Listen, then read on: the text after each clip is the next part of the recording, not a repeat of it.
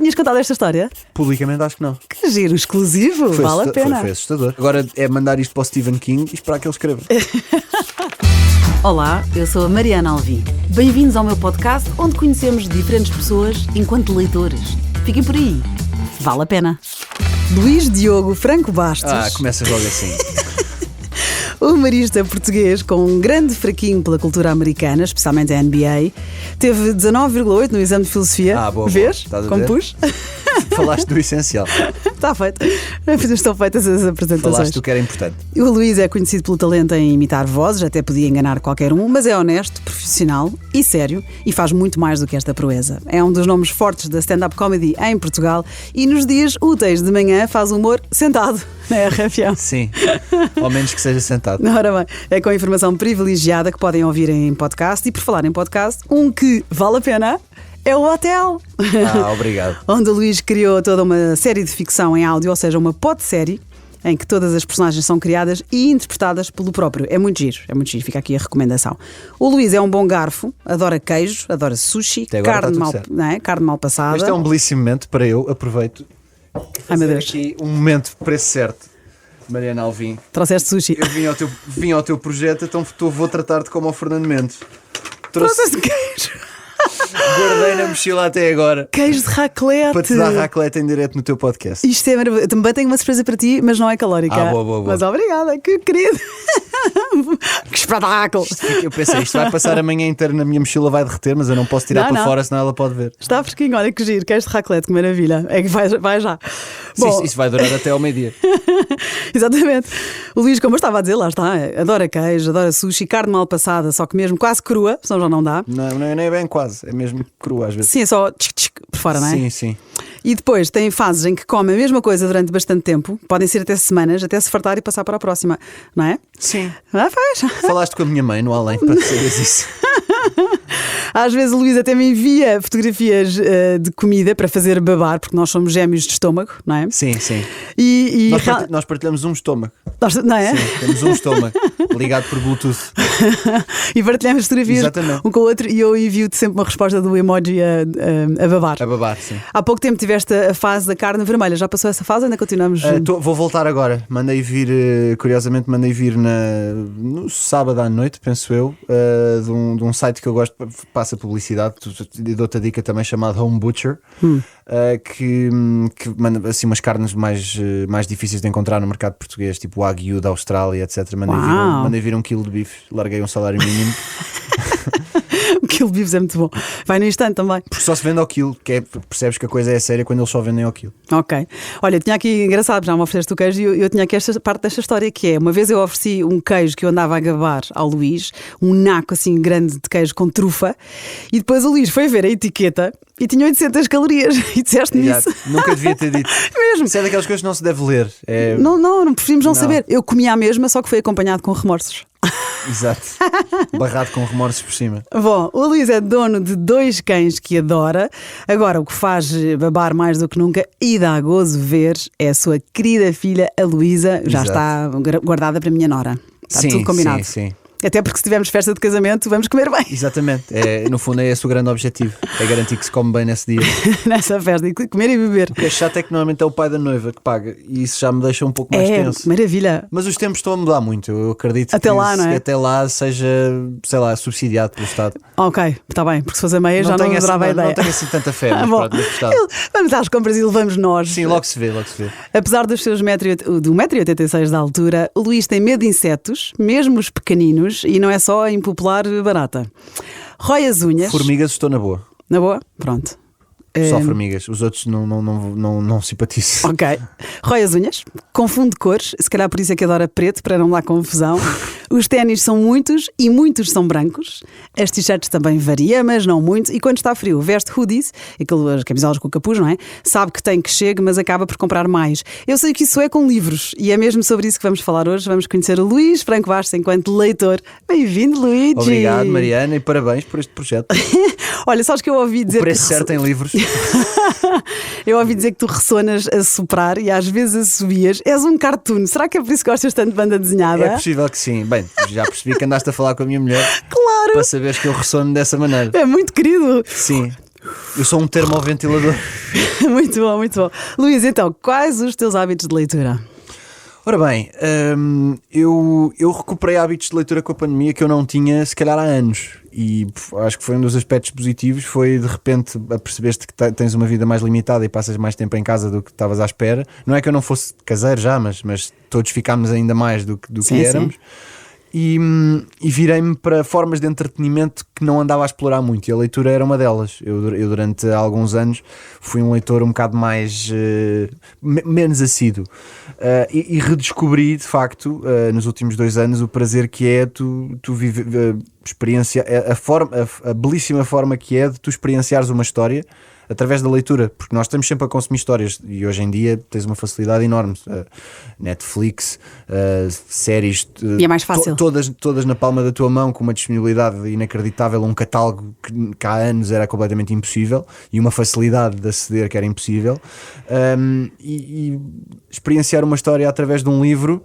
E eu leio poucos livros técnicos, eu sou muito mais de histórias, de todos os géneros, mas histórias. E experienciar uma história através de um livro continua a ser uma forma muito imersiva e muito mais envolvente do que provavelmente qualquer filme ou qualquer série, seja em prosa, seja em banda desenhada, que é outro género que também sempre me disse muito e que agora também voltei a ser cada vez mais, voltei a ser mais assíduo. E portanto hoje em dia, agora estou há algum tempo num livro que é um bocado mais técnico e estou a demorar mais, mas basicamente com a pandemia recuperei assim um hábito que eu acho que não está ao teu nível, mas não é mau, de um livro por mês, um livro a cada 3 semanas. Não era mal de todo. Sabes que eu li uma frase, não sei quem disse, que é uma frase que eu adorei, que é: ler é a forma mais barata de viajar. Verdade. Não é giro? É verdade. Mas atenção, eu estou a dizer esta média, mas eu sou zero obcecado com objetivos de leitura, porque eu odeio as pessoas que dizem: o meu objetivo para 2023... que estou a dizer 2023, já estou a adiantar. O meu objetivo para 2023 é bater o recorde de livros que eu li em 2022. Ora, em 2022 eu li 25 livros, e portanto em 2023 eu quero ler 30. Mas isso, cada um com as suas... Não tens tipo... Que, repara, há livros que têm 14 páginas e não têm absolutamente nada. Portanto, estas pessoas gabam-se do número de livros que leram. Isso é completamente Mas é um relativo. Objetivo, é como vou 3 vezes ao ginásio por semana, como objetivo. Mas por outro lado, as pessoas que fazem posts a dizer isto acho que são pessoas que não leem assim tanto. As pessoas que realmente leem e que gostam mesmo de ler não esfregam na cara das pessoas a quantidade de livros que leem. Podem falar sobre livros, que é diferente. Podem falar, como por exemplo tu falas, mas tu não te gabas de quantos é que lês. Não, de todo. Até porque tu lês tantos que não estás a contar. Mas é verdade, eu perdi conta. Por acaso eu devia anotar o que é que eu leio. Estas pessoas querem parecer mais inteligentes que as outras. Eu acho que são pessoas que, sei lá, cada um com a sua mania. Tu não podes dizer porque és a host, mas eu posso dizer o que eu penso. Estas pessoas definem estes objetivos, depois é um troféu para elas poder dizer a toda a gente que leram 30 livros em... Se o que lhes interessa é contar o número, então acho que estão a usar a leitura de forma errada. Eu vejo ao contrário, vejo que é um achievement que alcançaram, estão contentes por isso e não sei. O achievement é ir aos Jogos Olímpicos. ler 30 livros. Olha, e género literário favorito? Já falaste em banda desenhada, mas também é ficção científica e policiais, não é? Sim, que às vezes isso junta-se tudo na banda desenhada, na verdade, mas sim, são os géneros que eu leio mais. É agora que eu falo das minhas sugestões? Ou não, ainda não. Okay. Ainda queria perguntar com que autor ias jantar? Mariana Alvim. Sim, sem dúvida Mariana Alvim, porque sei que ninguém me ia julgar por comer as quantidades que como. A fama que tu me dás. É a minha mas resposta. É verdade. Livros que adoraste. Agora sim, podemos pedir ao Luís 3 livros assim especiais e sim, vamos atacar o Star Wars, não é? Em primeiro. Sim, na verdade, pronto, não quer dizer que estes sejam os 3 livros mais marcantes da minha vida, mas são 3 livros que gostei muito e que li ao longo do último ano e tal. O primeiro chama-se Raven. As pessoas, de repente, tudo o que seja mulheres que estejam a ouvir o teu podcast vão fugir. Pois, mas sabes que isto é giro, porque realmente também não é o meu género. Ou seja, eu gosto muito de ler. Isto, na verdade, isto é giro, mas vamos aprender contigo. Isto é humor autodepreciativo para nerds. Eu não estou a dizer que as mulheres não podem gostar de Star Wars. Não é de todo esse. Eu gosto de Star Wars, mas é aquele clichê de eu gosto muito de Star Wars em romance e as vaginas fogem a voar. Não, mas é giro falar de banda desenhada, porque eu também não leio, portanto eu hoje vou aprender contigo, que é giríssimo. Ou seja, as pessoas, ou até vais pô-las a ler, depois já falamos sobre no fim, mas depois diz-me quantas pessoas te mandaram mensagem a dizer fui ler Star Wars em romance por causa do Luís. Não é, mas não é romance, está bem, essa por acaso é romance. Isto sim. é romance, na verdade. Diz lá. Não, mas porquê que eu destaco este livro? Porque eu sempre adorei Star Wars. E a verdade é que o universo de Star Wars tem muito para além dos filmes clássicos que a maioria das pessoas conhece. Existe toda uma bibliografia de expansões e de prequelas, tudo em livro, e muitas delas, ou quase todas elas, antes da Disney comprar a Lucasfilms, tu estás a par disso, não é? Que hoje em dia Star Wars pertence à Disney. Sim. E seguiram um caminho que basicamente ignorou todas estas expansões que foram feitas. Elas eram, chama-se canon, eram canónicas e deixaram de ser, passou a ser o caminho da Disney. No entanto, eu acho que ignorar isto perde-se muito, porque estas histórias são muito boas não é um desprimor pelo que a Disney fez, que acho que a Disney tentou fazer o melhor possível, mas eu acho que acho que isto é mais Star Wars do que aquilo que se está a fazer hoje em dia, na generalidade, à exceção do Mandalorian e de mais uma outra coisa. E tu sentes com esse livro de Star Wars que tens agora na mão, tu sentes aquilo que eu digo sobre, acho que quase todos os livros, que é sempre mais giro o livro do que o filme? Ou seja, eu acho a vantagem é, quando tu lês um livro, tu fazes o filme na tua cabeça. Ou seja, como fã, como fanático de Star Wars que eu sou, e amante dos clássicos, senti sempre, e acho que é um papel um bocado inglório tu trazeres um clássico de volta, quando fazem estas novas versões em 2021 de um franchise que surgiu nos anos 70 e 80. É sempre um papel inglório, no entanto lucrativo, portanto eles esquecem o inglório e avançam, obviamente. E ficas sempre com aquela sensação de eu teria feito diferente. Okay. Ou os filmes novos não me satisfazem. Com isto, tu tens a essência, tens a história e neste caso, quando é bem escrito, e este foi bem escrito e explora boas personagens e tem material muito bom, mas depois tu fazes o filme na tua cabeça e portanto não há como não sair satisfeito. Pois, isto é a forma mais eficiente. Eu descobri que esta é a forma mais eficiente de vivenciar mais Star Wars depois dos filmes clássicos. Que giro. E tens muito mais informação num livro Exato. do que num filme. Portanto. Sendo que isto aqui, um pormenor, este livro chama-se Star Wars The Old Republic, Revan. Revan é a personagem, é o protagonista que está na capa, e chama-se The Old Republic porque é uma era de Star Wars chamada The Old Republic, passa-se milhares de anos antes dos filmes originais, os filmes originais. E isto parte de um videojogo. Eu não sei se tu chegaste aí na pesquisa que terás feito. Vi, sim, senhor. Há um videojogo onde entra a personagem Raven. Vários videojogos. Havia uma série de videojogos para computador chamados Star Wars The Old Republic, e os jogos tiveram tanto sucesso que pegaram nas personagens criadas para o jogo e escreveram livros baseados nessas personagens. É o caso deste. É que normalmente é ao contrário. O jogo é de 2003, esse livro saiu em 2012. Exatamente. Este jogo acaba por expandir aquilo este livro expande aquilo que começou no jogo. Portanto, é bom os fãs de Star Wars saberem também que há livros, e esse nem sequer é banda desenhada como o próximo que trouxeste. Exato. Fantástico. É o Batman o próximo, não é? Exato. Arkham Asylum é uma banda desenhada que foi-me aconselhada na altura na pandemia pelo meu bom amigo Filipe Almeida Fonseca, que é também autor e que já trabalhou comigo, é um dos melhores argumentistas deste país.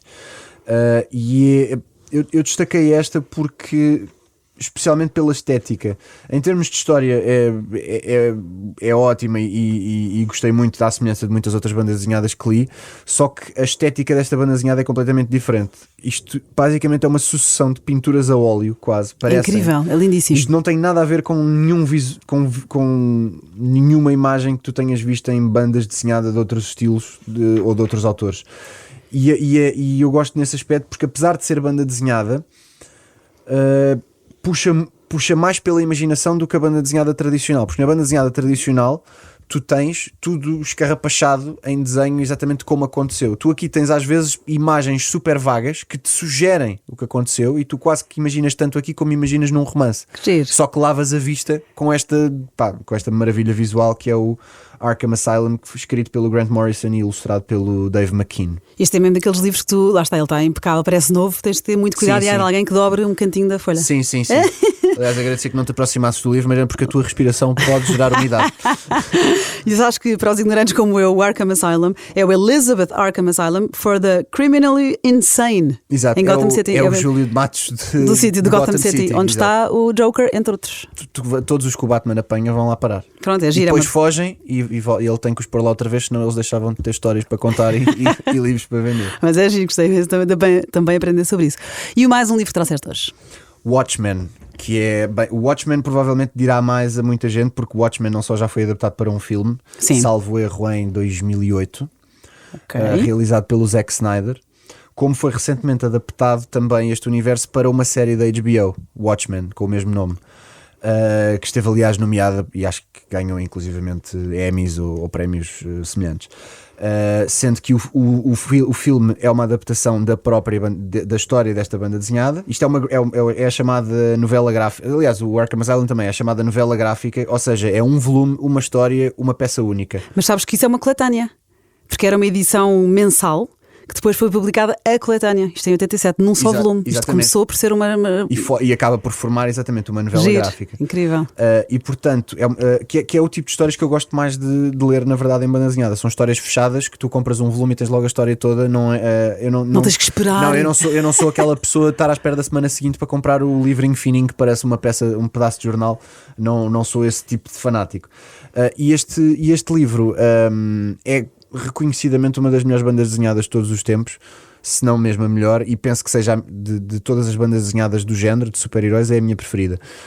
Basicamente isto passa-se num mundo em que ser super-herói passou a ser ilegal, ou seja, é um passado, não é um futuro distópico, é um passado distópico, porque isto passa-se nos anos 80, salvo erro, e é uma espécie de linha cronológica em que nos anos 80 e em plena Guerra Fria ser super-herói passou a ser proibido porque os super-heróis ficaram mal vistos por causa de uma série de coisas que aconteceram.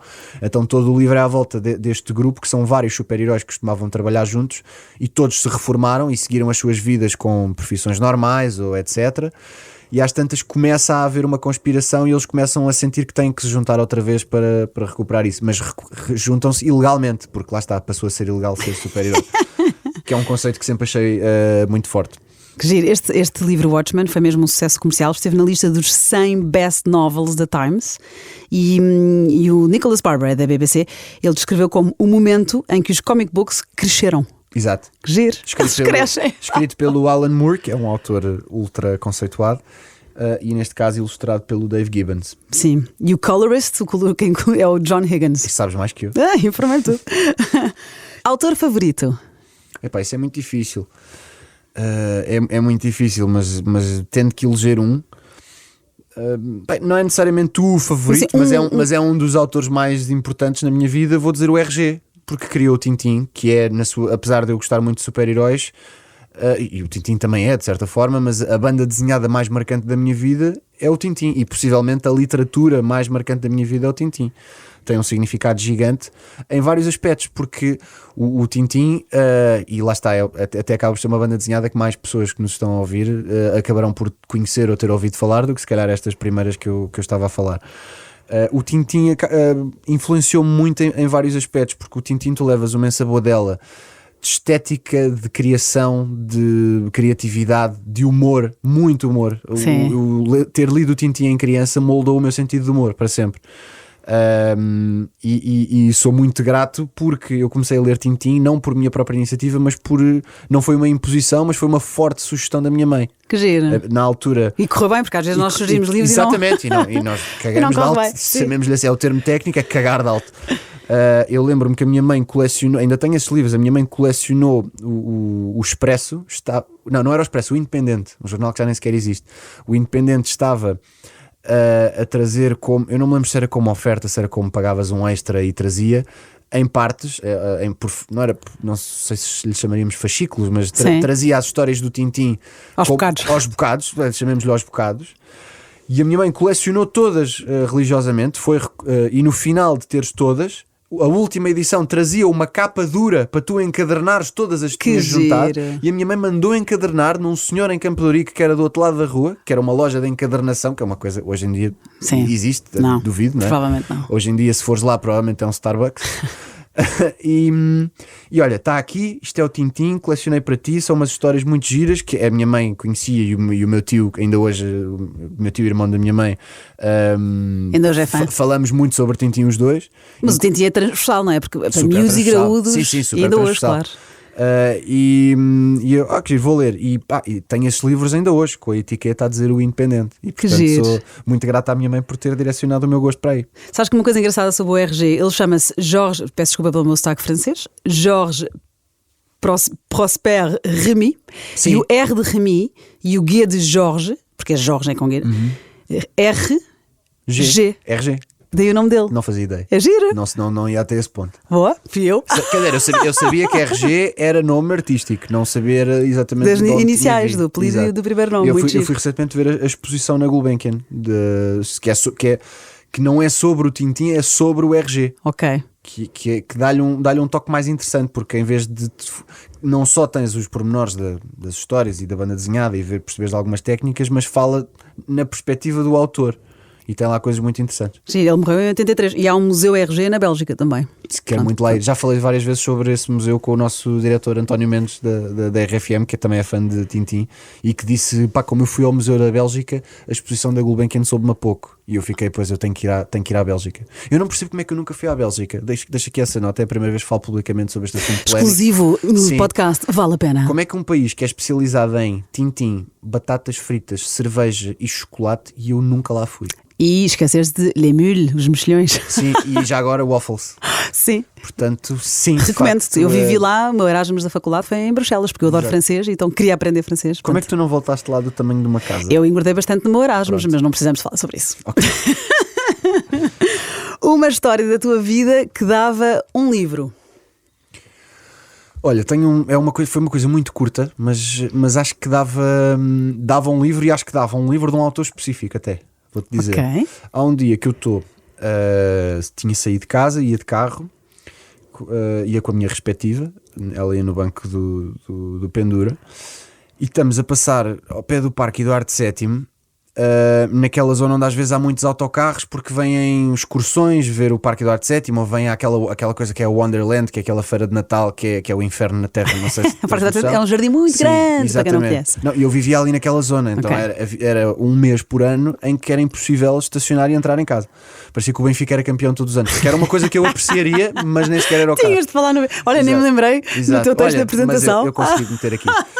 E então há um dia que estamos a passar e há uma sucessão de autocarros estacionados, vazios, penso eu, porque as pessoas saem dos autocarros e vão passear no parque, etc. E então as empresas de autocarros têm o nome escrito na lombada do autocarro, chamamos assim, de lado.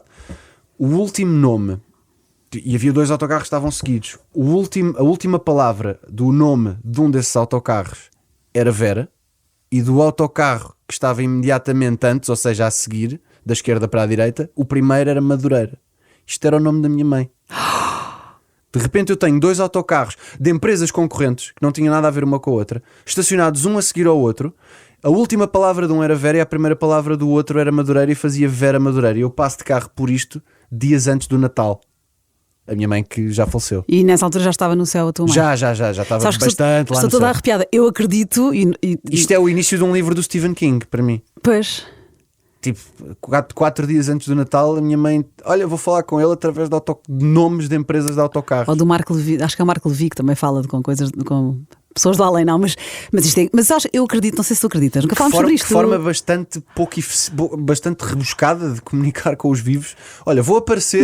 Mas tu acreditas, eu acredito que isto foi uma mensagem. Sei lá. Não sei o que é que ela queria dizer. Mas não seja, deu-me qualquer coisa para dizer neste momento no podcast, porque se calhar não tinha nada. E nunca tinhas contado esta história? Publicamente acho que não. Que giro, exclusivo, vale a pena. Foi assustador. Foi. Eu filmei, mandei para a minha família e eles todos, isto é bruxedo. Mas eu acho que é um... Não te esquecer, não te esqueces, não te iria esquecer, mas é como quando sonhas com quem está no céu. Isso é incrível, estou toda arrepiada. Foi bizarro. Olha a coincidência que é não preciso. Não é bizarro, é especial. 2 autocarros que vêm provavelmente de zonas diferentes do país. Sim. que estacionaram-se logo um a seguir ao outro para formarem esse nome Na altura que tu passaste na por altura lá. em que eu passei por lá. Não foi por acaso. Não deve ter sido. Incrível, acho o máximo. Aposto que isto foi tipo uma partida feita por alguém, tipo Sou tua mãe? tipo o Truman Show, exato. Olha, agora. Pronto, agora é mandar isto para o Stephen King e esperar que ele escreva. Depois lemos. Mas tu estás a tornar o Stephen King, incrível, claro, mas o Stephen King estás a pôr a coisa mais. Para o terror, não é? Sim, Mas acho interessante. Acho que é um caminho. eu vi ao contrário, eu vi com uma coisa mais cor-de-rosa, desculpa, mas não é piroso, mas é tua mãe falar contigo do céu, acho o máximo. Mas prefiro que seja, Sou o mais- Stephen, pois prefiro é. que seja o Stephen King a Está escrever. certo, tu és Stephen King, eu sou Não mais quer dizer que romântica. não acabe bem, mas com o Stephen King Sim. vai ser emocionante. Nós temos um livro que ambos adorámos, que é o On Writing, do Stephen King. Exatamente. Muito bem. Olha, estou tendo em conta exatamente isso, o teu género e o meu género de leitura, que aqui para mim é giro, que aprendi muito contigo com a banda desenhada, já te disse isto. Eu tenho uma sugestão, tenho um presente para te oferecer. Não pode. É verdade, e é um livro que. Também pelo queijo é o mínimo. Sim, ainda bem que me deste, Exato. também deste-me o queijo há pouco, ainda bem que tenho um presente para a troca, senão Boa, ficava boa, aflita. boa. Então, é uma novela gráfica Uau. que eu também adorei, apesar de eu não procurar novelas Uhum. gráficas. Tem capa dura, o livro é lindo, muito bem escrito e ilustrado, aliás, é mesmo premiado. Isso chama-se A Balada para Sophie. Já ouviste falar? Nunca. Do Filipe Melo. O Filipe Melo é conhecido pelo Pizza Boy e Dog Mendonça. Exatamente, Dog Mendonça e Pizza Boy. Exatamente, e o Filipe Melo é o autor e o Juan Cavia, que é um argentino, é o ilustrador. Fixe. Olha, muito obrigado. Já há muito tempo que queria ler alguma coisa do Filipe Melo. Olha, é incrível, eles ganharam vários prémios, na verdade. Foram Goodreads Choice Awards, porque também está em inglês, premiado na Amadora BD, e Best Graphic Novels pela Forbes. E é muito comovente, este livro é muito, olha, também é muito especial. Quero muito ler, obrigado. Obrigada. Muito obrigado. Pronto, aqui os livros que referimos hoje: Star Wars, The Old Republic, o Raven, não é? Batman, Arkham Asylum, Watchmen e agora a balada para Sophie. Foi a minha recomendação e o meu presente para o Luís. E já Obrigada. sabem, queijo raclette do Lidl. Estas são as leituras que para o Luís é aquele livro que vale a pena. Exato. Consegui brincar com o nome. E muitos parabéns, Mariana Alvim. Estás muito solta neste projeto. Obrigada. É assim que eu gosto de ver, solta. E enfim, se houver nudez a dada altura, acho que deves deixar ir. A comer este queijo não posso ir para a nudez. Obrigada, Luís. Nada, obrigado.